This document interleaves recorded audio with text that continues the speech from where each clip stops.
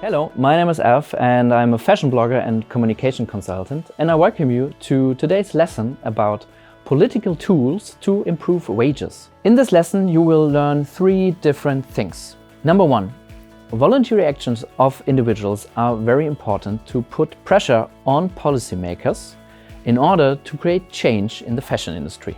Number 2, also the economy has to do steps forward in terms of transparency, for example, a code of conduct or a supplier list, in order to get consumers more transparency for certain products and to the whole supply chain. And number 3, we need binding political regulations for a systematical change on a European level. At the end of the lesson, we will provide you with more information regarding these regulations and other systematical changes. Our subject for this lesson is politics, and we will have a closer look on political dialogues and laws who can change the system. For today's lesson, you only need a laptop, internet connection and a printer. Make a list of all the basic needs you have, which should be covered by the wage you will receive. Ask your parents what they have earned in the past, or ask your friends what they are currently earning. And still figure out what kind of needs you really have, which should be covered by these wages. Let's have a closer look on this list and just mark down what can be spared and what is really essential for you. If you have conducted the list, you can compare it with the list of your friends or with your parents, discuss it within your community, and have a closer look on all the needs you have marked as very important. And then think about what kind of money you have to earn to cover these basic needs. What kind of feeling would it be if all these basic needs wouldn't be covered by a wage you will receive? What is really happening with yourself if this kind of money is not available for you? Please note, this is not an issue just for countries of the Global South, it's also related to European countries.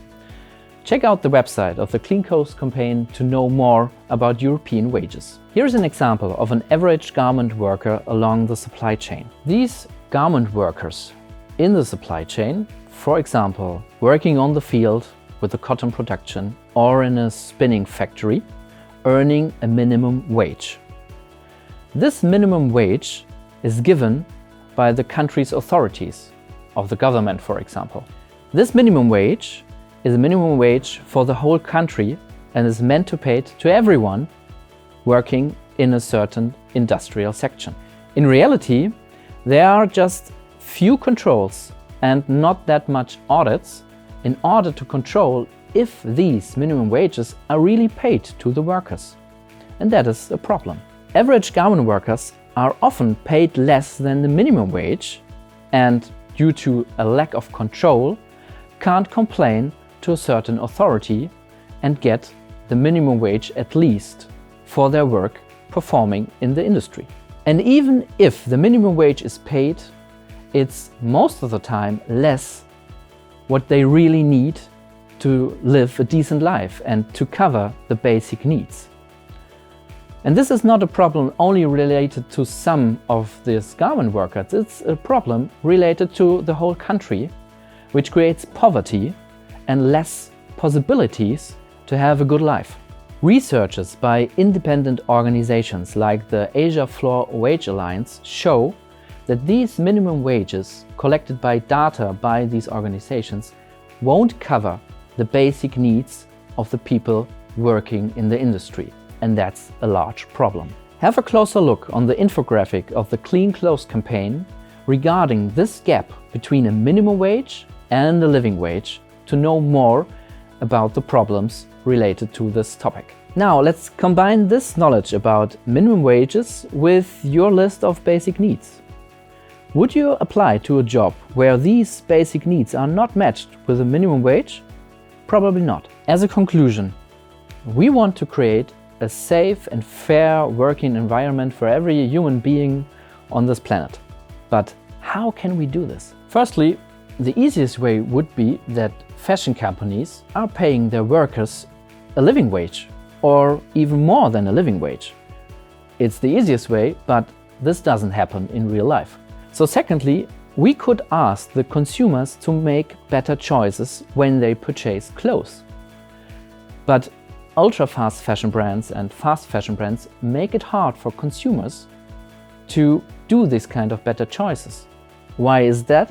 Because these kind of companies don't pay a fair wage, even not a living wage, to their workers. And also these attempts would be voluntary. In the end, it's not an option at all. And this leads, thirdly, to legitimate solutions. Mandatory legal regulations and laws make a difference and create a binding juridical framework. The campaign Fair by Law believes in this framework and created a petition. This petition led to the adoption of a supply chain law in Germany and also sticks to the Green Deal. So how can we create change in this kind of system? How can we create change in a systematic change of wages? And do you think that these voluntary attempts towards companies are sufficient and enough? And what do you think about the supply chain law in Germany? These are just some more suggestions to look up and research. Please check the website of the Clean Clothes campaign to get further information. Furthermore, you can have a look at some best practices. These are two of them: German supply chain law and good clothes fair pay. Wearing good clothes means the people made them receive fair pay for their work. But right now, most textile and garment workers cannot afford to live in decent housing, eat healthy food, or go to the doctor. They even struggle to send their kids to school. A living wage is not a luxury, it is a fundamental human right. We demand laws that protect the human right to fair pay. We want to see a living wage for the people who make our clothes around the world. The EU has the power to change this. Help us get to 1 million signatures for good clothes fair pay. Sign now. Both are campaigns who made a change by collecting signatures of civilians. The German supply chain law was only discussed in the parliament because of a large amount of the signature raised by the petition. And the Good Clothes Fair Pay campaign aims the same on a European level and runs till July 2023. Check more information about the Green Deal and the textile strategy in the information below. Thank you so much for taking your time. If you are interested in other topics related to the fashion industry, just check out our other lessons.